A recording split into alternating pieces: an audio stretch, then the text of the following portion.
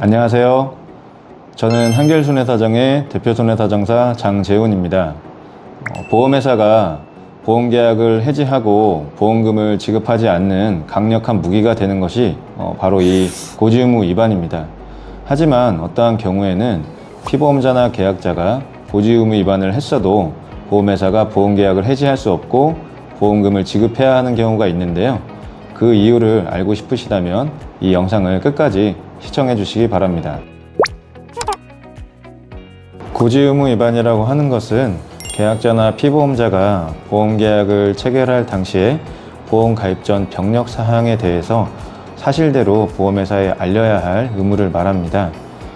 예를 들어 피보험자가 보험 가입 전에 고혈압의 진단을 받고 치료를 받고 있었다면 이 사실을 보험회사에 알려야 하고, 이를 알리지 않고 보험계약을 체결했을 때에는 보험회사는 그 사실을 안 날로부터 1개월 이내에 보험계약을 해지할 수 있고 보험금도 지급하지 않을 수 있습니다.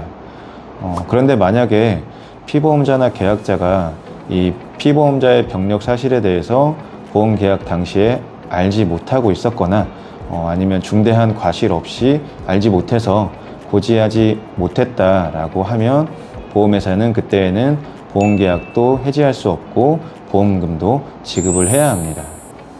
네, 저희 사무실에서 제가 직접 처리를 했던 사건을 예를 들어 설명을 좀 드려보겠습니다. 해당 피보험자는 보험가입 이후에 얼마 지나지 않아서 유방암의 진단을 받게 되셨는데요.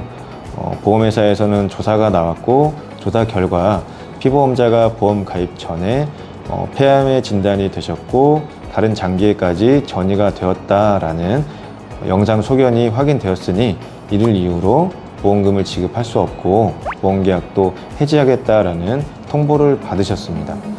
알고 보니 피보험자분께서는 보험 가입 전에 경미한 교통사고가 나셔서 종합병원에 입원을 하셨었는데 이때 촬영한 엑스레이와 CT에서 폐에 종양이 발견되셨고 다른 장기에까지 정리가 되었다라는 소견이 이 영상검사 결과지에 기재가 되어 있으셨던 겁니다. 피보험자분께서는 이런 말도 안 되는 상황이 좀 벌어지시자 저희 사무실을 찾아오게 되셨고요. 이야기를 쭉 들어보니까 피보험자분께서는 보험 가입 전 입원을 했을 때 퇴원할 때까지도 그 영상검사 소견에 대해서 설명을 전혀 들은 바가 없으셨습니다. 그리고 퇴원을 하시고 나서도 보험 가입 당시까지 그리고 보험계약 체결 이후에까지 그 병원에는 단 한 번도 내원을 하신 적이 없으셨던 겁니다.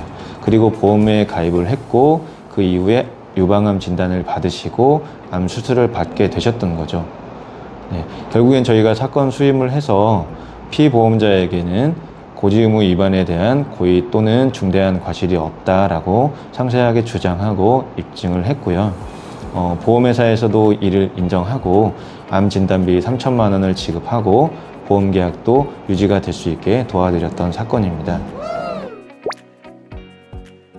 결론적으로 말씀을 드리면은 보험계약자나 피보험자가 보험계약 당시 알지 못하거나 중대한 과실 없이 알지 못한 사실을 알리지 않고 보험에 가입했다고 하면 이러한 경우에는 고지의무 위반에 해당하지 않을 수 있습니다.